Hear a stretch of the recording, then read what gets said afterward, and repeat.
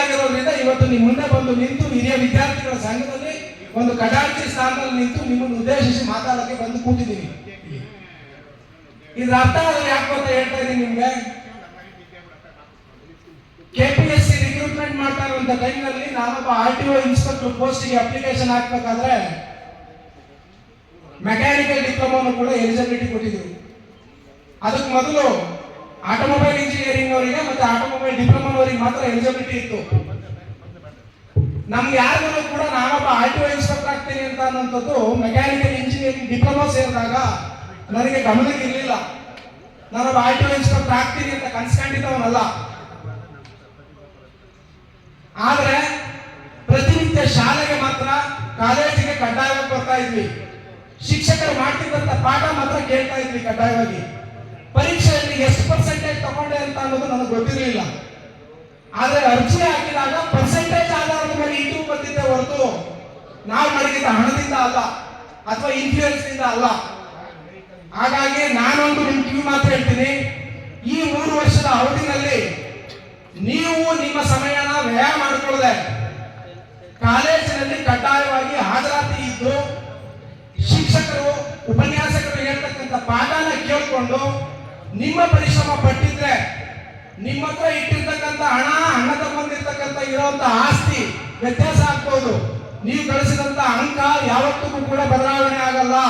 ನಿಮ್ಮ ಅಂಕ ಪಟ್ಟಿಯಲ್ಲಿ ಮುದ್ರೆ ಬಂದ್ರೆ ನಿಮ್ ಪರ್ಸೆಂಟೇಜ್ ಎಷ್ಟಿದೆ ಅನ್ನೋಂಥದ್ದು ನೀವು ಕಡೆಯವರೆಗೂ ಬದುಕಿರೋವರೆಗೂ ಕೂಡ ಅದು ನಿಮ್ಮನ್ನ ರಕ್ಷಣೆ ಮಾಡುತ್ತೆ. ಹಾಗಾಗಿ ಅತ್ಯಂತ ವಿನಮ್ರವಾಗಿ ನಿಮ್ಮಲ್ಲಿ ಮನವಿ ಮಾಡ್ತೀನಿ, ಸಮಯನ ವ್ಯಯ ಮಾಡ್ಕೋಬೇಡಿ.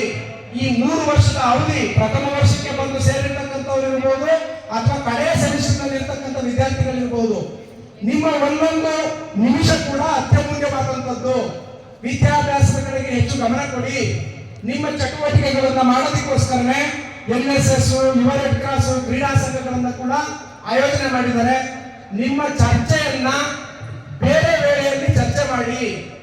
ಈ ಸಂದರ್ಭದಲ್ಲಿ ನೀವು ತಿಳ್ಕೊಬೇಕಾಗಿರುವಂತಹ ಸಂದರ್ಭದಲ್ಲಿ ಅಥವಾ ಯಾರು ಭಾಷಣ ಮಾಡಕ್ ಬಂದಿರ್ತಾರೋ ವಿಷಯಗಳು ಏನಿರ್ತಾವೋ ಆ ವಿಷಯಾಧಾರಿತ ವಿಚಾರಗಳ ಬಗ್ಗೆ ಗಮನ ಹರಿಸ್ತಾನೆ ಆ ಸಂದರ್ಭನ ಕಳ್ಕೊಂಡು ಮತ್ತೊಮ್ಮೆ ಇನ್ನೊಬ್ಬರ ಹೋದ್ರೆ ನೀವು ಪೇಮೆಂಟ್ ಕೊಡ್ಬೇಕಾಗುತ್ತೆ, ಕನ್ಸಲ್ಟೇಷನ್ ದುಡ್ಡು ಕೊಡ್ಬೇಕಾಗುತ್ತೆ, ಕೌನ್ಸಿಲಿಂಗ್ ಗೆ ದುಡ್ಡು ಕೊಡ್ಬೇಕಾಗುತ್ತೆ. ಈಗ ಸರ್ಕಾರ ಪ್ರತಿಯೊಂದನ್ನು ಕೂಡ ನಿಮ್ಗೆ ಉಚಿತವಾಗಿ ಕನಿಷ್ಠದ ಮಟ್ಟದ ಫೀಸಿನಲ್ಲಿ ನಿಮ್ಗೆ ಶಿಕ್ಷಣ ಸಿಗ್ತಾ ಇದೆ. ಅದರ ಮೌಲ್ಯವನ್ನ ಮರೆತರೆ ನೀವು ಮುಂದೊಂದು ದಿನ ಭಾರಿ ದಂಡ ತೆರಬೇಕಾಗುತ್ತೆ. ನಾನು ಅಬ್ಸರ್ವ್ ಮಾಡ್ತಾ ಇದ್ದೀನಿ, ಇಲ್ಲಿ PPT ಪ್ರೆಸೆಂಟೇಷನ್ ಕೊಟ್ಟರೂ ಕೂಡ ನಿಮ್ಗೆ ಇಂಟ್ರಾಕ್ಷನ್ಸ್ ಇರುತ್ತೆ. ಒಬ್ಬ ಭಾಷಣ ಮಾಡಬೇಕಾದ್ರೂ ಇಂಟ್ರಾಕ್ಷನ್ ಇರುತ್ತೆ. ವಿದ್ಯಾರ್ಥಿಗಳು ಸರ್ವಪಲ್ಲಿ ರಾಧಾಕೃಷ್ಣನ್ ಅವ್ರ ಬಗ್ಗೆ ಅವ್ರ ವಿಚಾರವನ್ನು ತಿಳಿಸ್ತಾ ಇದ್ದಾರೆ, ನಿಮ್ಮ ಗಮನ ಬೇರೆ ಬೇರೆ ಕಡೆ ಇದೆ, ನೀವೇ ಮಾತಾಡ್ತಾ ಇದ್ದೀರಾ. ನೀವು ಸುಸಂದರ್ಭವನ್ನ ಸದ್ಬಳಕೆಯನ್ನು ಮಾಡ್ಕೊಳ್ಳೋದ್ರೆ ಹೋದ್ರೆ ನಾಳೆ ದಿನ ಅದಕ್ಕೆ ಕಡ್ಡಾಯವಾಗಿ ದಂಡ ತರಬೇಕಾಗುತ್ತೆ, ಬೆಲೆ ತರ್ತೀರಾ. ನಿರುದ್ಯೋಗ ಸಮಸ್ಯೆಗಳು ಸೃಷ್ಟಿ ಆಗ್ತಾ ಇರೋದು ಅದು ಯಾತಕ್ಕೆ, ಅಥವಾ ನಮ್ಗೆ ಅವಕಾಶಗಳು ವಂಚಿತ ಆಗ್ತಾ ಇದ್ದೀವಿ ಅನ್ನೋದು ಯಾತಕ್ಕೆ ಅಂತ ಅಂದ್ರೆ ನಮ್ಮ ಕೈಯಾರ ನಾವು ಮಾಡಬೇಕಾದ ದಿನದಲ್ಲಿ ಮಾಡದೇ ಇರ್ತಕ್ಕಂಥದ್ದು ನಮ್ಮ ನಿರ್ಲಕ್ಷ್ಯತೆ, ಅಜಾಗರೂಕತೆಯ ಕಾರಣವಾಗಿದೆ ಹೊರತು ಯಾವುದೇ ಕಾರಣಕ್ಕೂ ಯಾರನ್ನ ದೂಷಣೆ ಮಾಡ್ತಕ್ಕಂಥದ್ದು, ಇನ್ನೊಬ್ಬರ ಬಗ್ಗೆ ಬೆಳೆ ಮಾಡ್ತಕ್ಕಂಥ ಕೆಲಸಗಳನ್ನ ಮಾಡಬೇಡಿ.